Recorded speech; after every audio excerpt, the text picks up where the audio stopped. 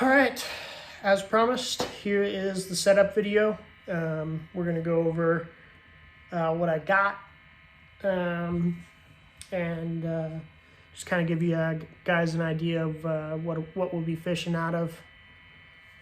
So we'll go ahead and start with the boat.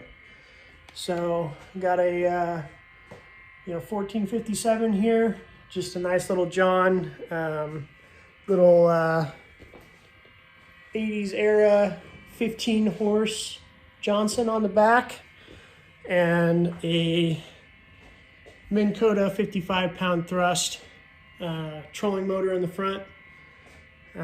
Nothing special, but she gets the job done, so I have no complaints. I mean, I picked this thing up for $2,000 from an old dude, garage kept its entire life. So, it's a little beat up because it's a John, and they're, meant to go where you wouldn't take the expensive stuff. But man, the thing's in great condition.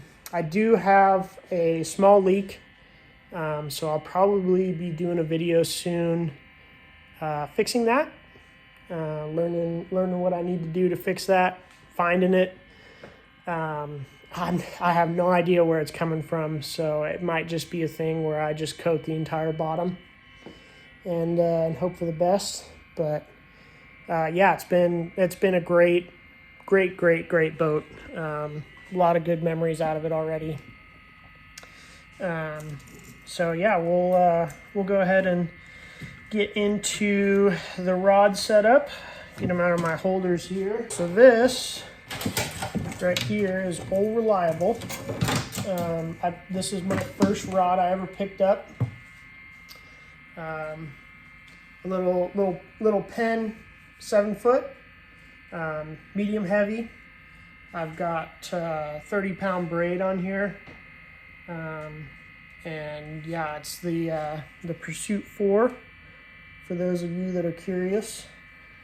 Picked this up from D&B. It's a 6.2 to 1, so a little bit slower than what I've heard a lot of people like. It seems like 7's kind of the sweet spot,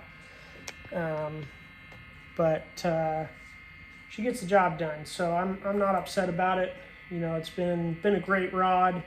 Usually I use the plastics on this, so we'll get into that as well.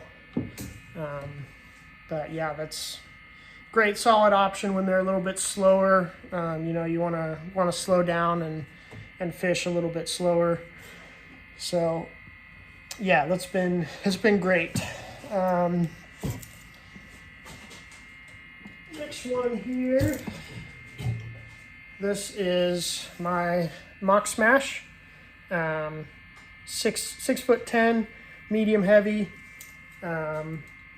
This was my first bait caster. I learned on this. Picked this one up from Shields. They were having a deal going. Love this rod. Great rod. I actually just got this one. This one went to my best friend.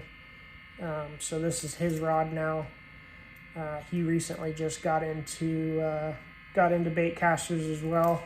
He was using my spinner when we went out, and I introduced him to some topwater, and needless to say, he got hooked pretty quick. So yeah, this is his rod now. Sometime in the future, maybe I'll pick up another bait caster, but for now, I just got my one in the spinner, which is honestly enough to get some good bass here, but obviously I'm sure I'm not alone in wanting to pick up new cool stuff all the time. So yeah, we'll maybe pick up something later. My next one, this is my main rig. This is usually what I'm throwing all the time. Another Lew's. This is the American Hero, 7-foot, medium heavy. Love this rod. I really like the Mock Smash. It was a great rod, but this one was so much better. I love this thing to death. I actually had an issue with it, and I forgot to tighten the screw when I first got it, and I actually broke the front tongue off of the reel, and I loved it so much that I zip tied that thing back on there so that I could use it some more. But I actually have a new reel coming for this. It'll be here tomorrow. So we'll get this one spooled up and back in action. But yeah, I love this thing so much. But yeah, that's the rod setup. As you can see, my main bait that I'm throwing is the Whopper Plopper. Yeah, my brother-in-law introduced me to Topwater, and yeah, I was immediately hooked. Hell, I even throw that thing when I'm not supposed to, because I love that bite so much. It's so much fun. But yeah, I mean, obviously, as I said in my last video, this is gonna hopefully push me to try some new things, figure out some other stuff that works. You know, I love Topwater, but I want to learn what these fish are after. So on the days when I am catching absolutely nothing on the Whopper Plopper, I can throw something else and be confident that I'm going to catch something. But yeah, we'll do just a short segment on the baits that I got, and give you guys an idea of what else I throw when I finally put down my Topwater. But yeah, that's the rod setup. All right, so we'll get into some of the other baits I got, some of the plastics that I run, and give you guys an idea of kind of what I use. When I was first starting out, I did these double tail grubs, double tail and single tail. I like the double tails a little bit better. They seem to catch a little bit better. Up here in Idaho, as far as I can tell, the green pumpkin is kind of the way to go. The green pumpkin magic is magic. It's what catches them the most. It does really good. It's just hard to find. A lot of people know that it catches a lot of stuff, so it's hard to find. This I believe it's called Old Ugly with Attitude. It's this little orange flake, the green pumpkin with the orange flake. This one is another good one.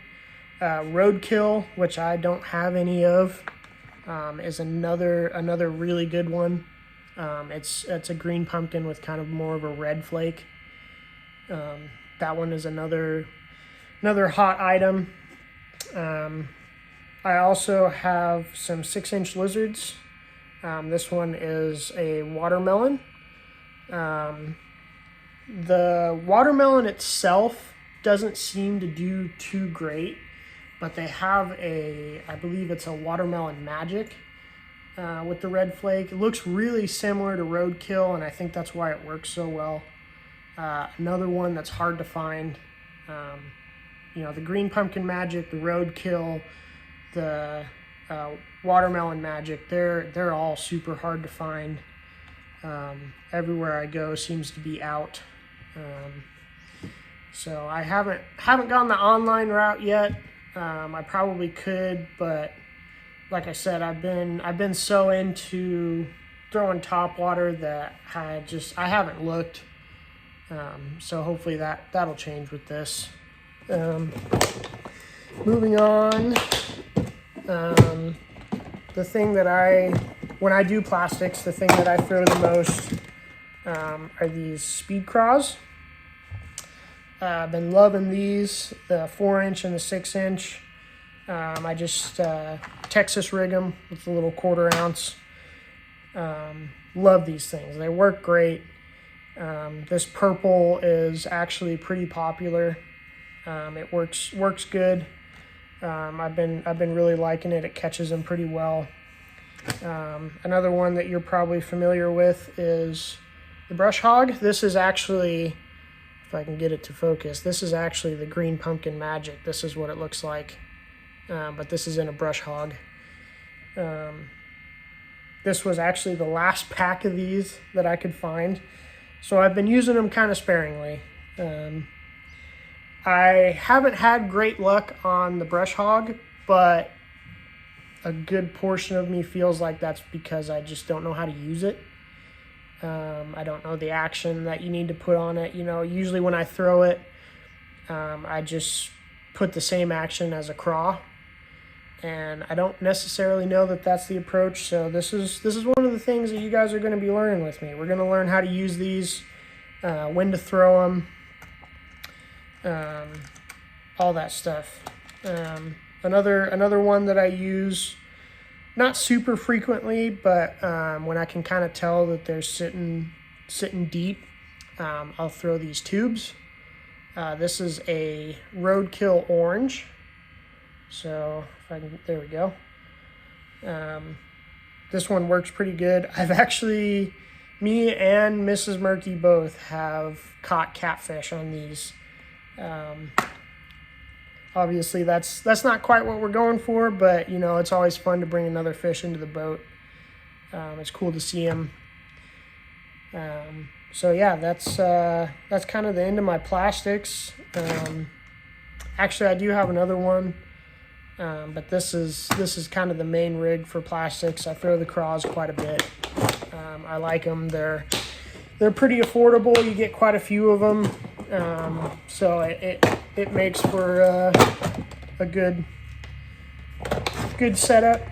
It's easy to teach people how to use if I bring someone new out. That's usually what I'll show them. Not that I'm some great font of wisdom, but you know, I've been able to catch quite a few on those, so I kind of have an idea of what's going on. My last plastic here is these little horny toads here. This was an interesting one to learn. I still haven't gotten this one down. I need to look up some more stuff on this.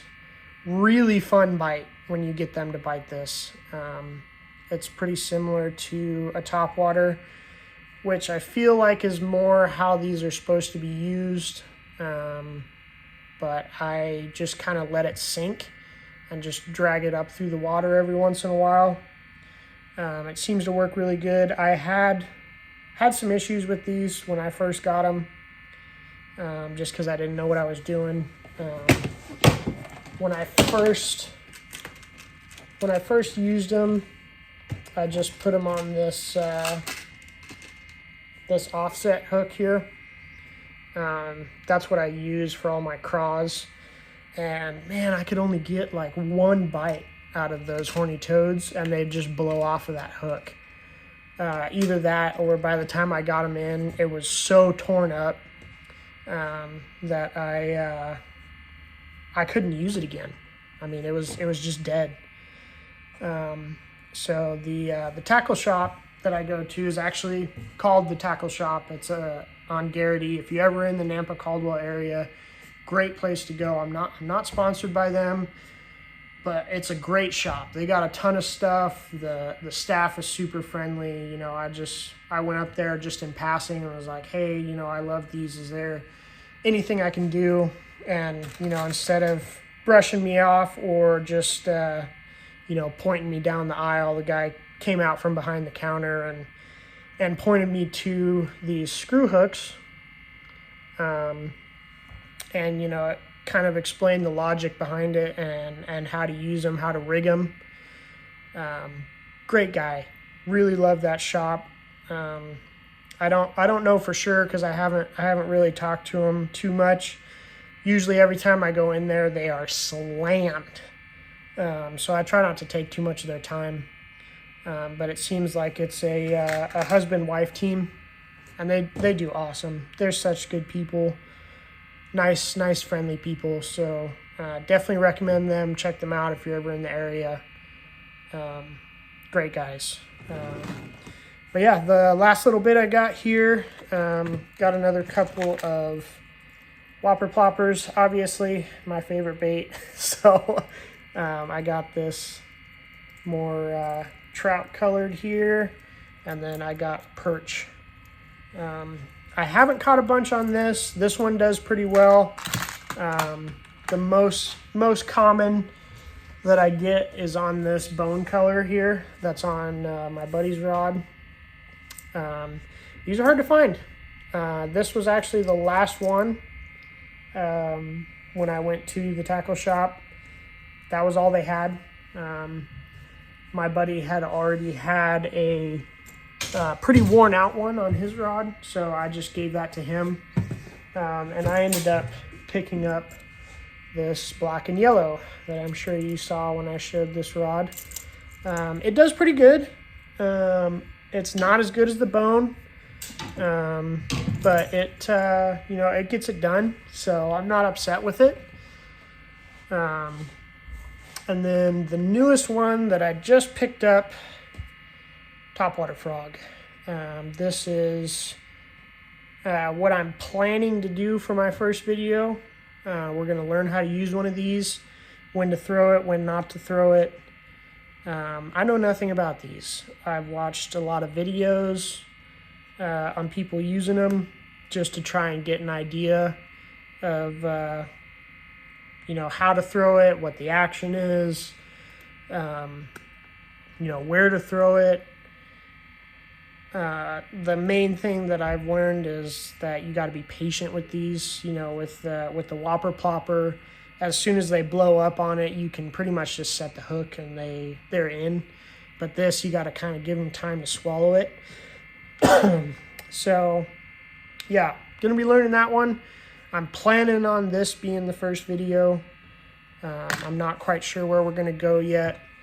I've been wanting to check out Lake Lowell, but I think doing a new bait in a new area might work against me, because I have no idea where to go out there.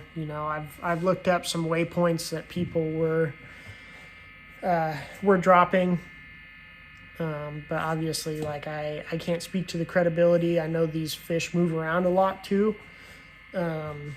So, one day it might be amazing and the next day there's nothing. So, yeah, I think we'll just hit the normal river spot for the frog, learn how to use it, see if we can catch some stuff. And then maybe in another video, we'll go out. It'd be my first lake. So I've heard that those fish a little bit different than rivers, obviously a little bit slower. So yeah, we'll see what happens. But I appreciate you guys joining. That's my bait setup. If you guys have any recommendations for what you want to see me use, if there's something that you love, drop it down in the comments. I'd love to check it out. Like I said, I'm just getting started, so I'm trying to figure all this out. But yeah, thanks guys. I appreciate it. See you in the next one.